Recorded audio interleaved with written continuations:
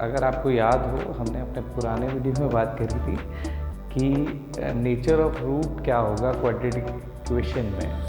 ठीक है, आज हम लोग इस पर बेस कुछ क्वेश्चन करेंगे कि क्वेश्चन अगर नेचर ऑफ रूट से रिलेटेड आएगा तो इसमें क्या पूछा जा रहा है और किस तरीके के क्वेश्चंस आ सकते हैं। ठीक है, तो इसमें पहले है कि बिना सॉल्व किए आप बताएं कि नेचर ऑफ रूट्स क्या होगा।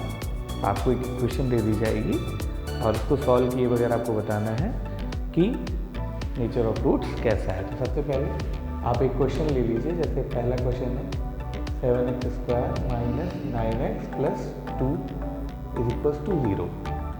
अब इसमें इसको बिना पूरा सॉल्व किए, मतलब बिना x की वैल्यू निकाले हुए आपको बताना है कि यहाँ पर नेचर ऑफ रूट्स क्या होगा। तो हम लोगों ने लास्ट टाइम बात करी थी कि इस इक्वेशन को आप कंपेयर करिए ax² + bx + c = 0। इस केस में यहाँ पर a आपका 7 हो गया। ठीक है, b को जब आप कंपेयर करेंगे तो आप देखेंगे b आपका -9 होगा। विद साइन लेना है क्योंकि प्लस से कंपेयर जब आप करोगे तो -9 पूरा का पूरा यहाँ आएगा और c आपका हो जाएगा 2। ठीक है, इसको मैंने आपसे कहा था कि आपको डिस्क्रिमिनेंट निकालना है d, जो कि होना चाहिए b² - 4ac।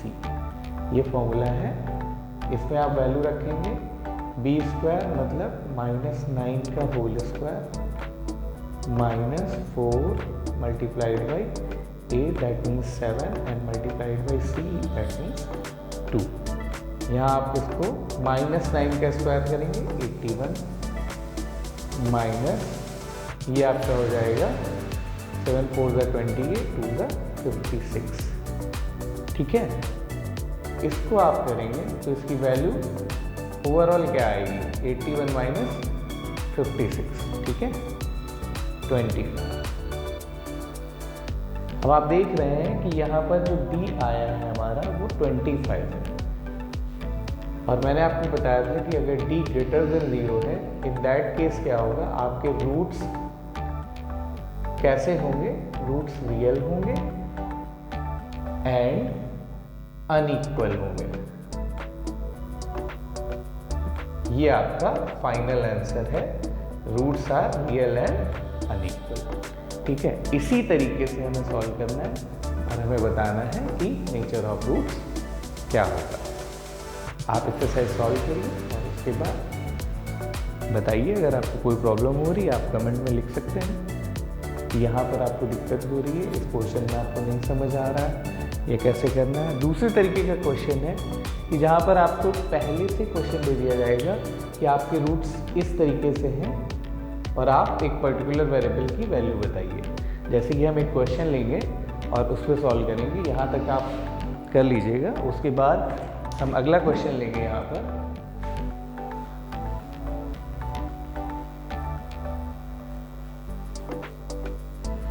अगला क्वेश्चन है कि फाइंड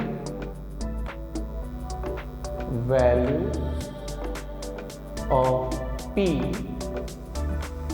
व्हेन, ठीक है, quadratic equation has, when equation has equal roots, equal roots. ठीक है, अब उस केस में आपको इक्वेशन दी हुई है जहाँ पर पहली इक्वेशन है सपोज x² + p - 3x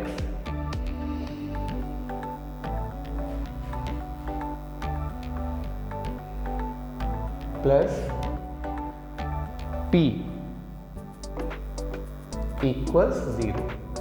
ये आपकी इक्वेशन है x² + p - 3x + p = 0 और इसके रूट्स क्या है, रूट्स इक्वल है। ठीक है, इक्वल रूट्स के केस में क्या होगा, आपका डिस्क्रिमिनेंट यानी कि d जो होगा दैट इज इक्वल टू 0। अगर ये d 0 है तभी रूट्स रियल और इक्वल होंगे। तो सबसे पहले आपको क्या करना है, इसको कंपेयर करना है a²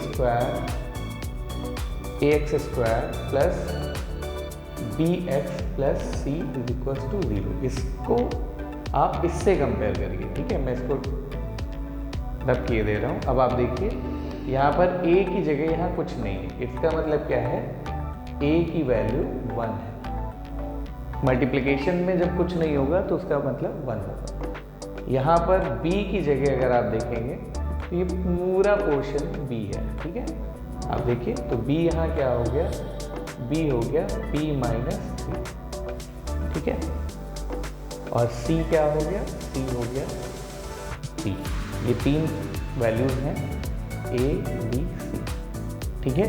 यहाँ तक आप समझ गए। अगर तो अब आप सॉल्व करेंगे। सॉल्व कैसे करेंगे, हमारा d होना चाहिए 0, रूट्स रियल के केस में रियल और इक्वल d 0, d मतलब b square minus 4ac is equal to 0। Value रख लीजिए p minus 3 whole square minus 4, a की जगह 1 एंड c की जगह p 0।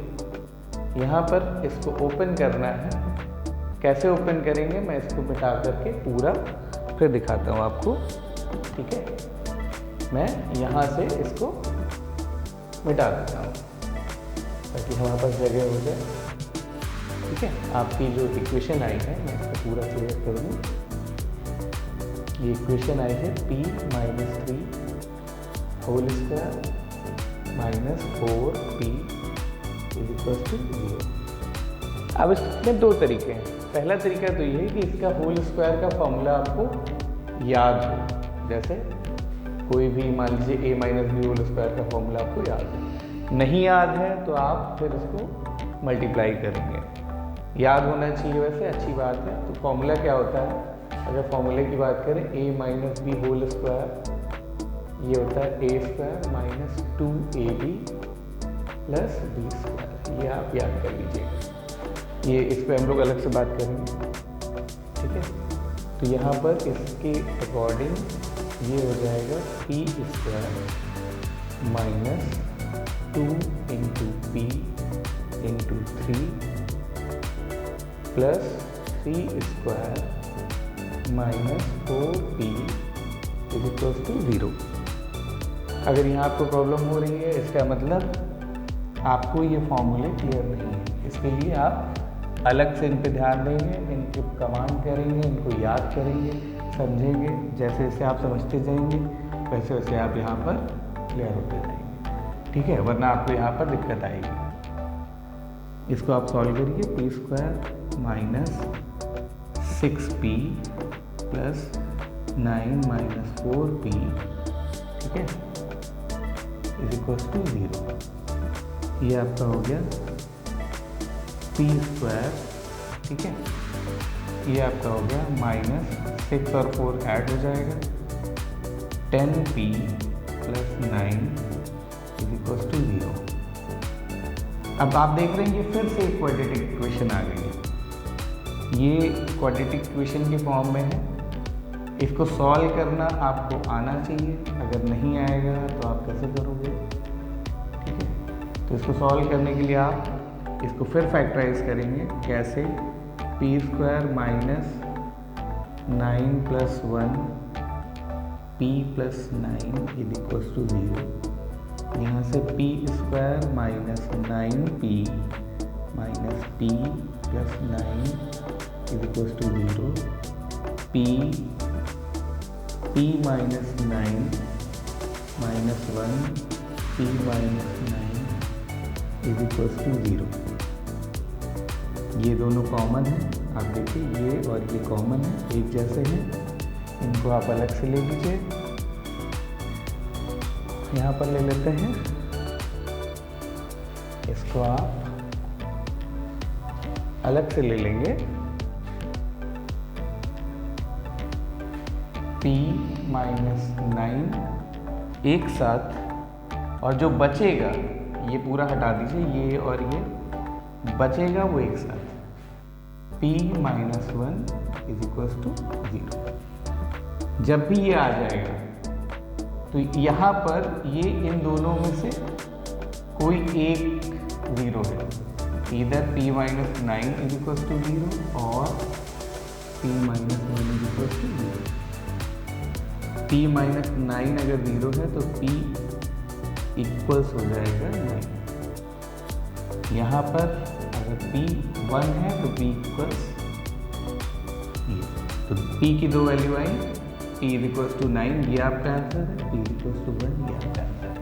तो ये थोड़ा सा बड़ा हो जाएगा, ठीक है, ये आप ध्यान से देखेंगे तो ये थोड़ा सा बड़ा हो जाएगा, ठीक है।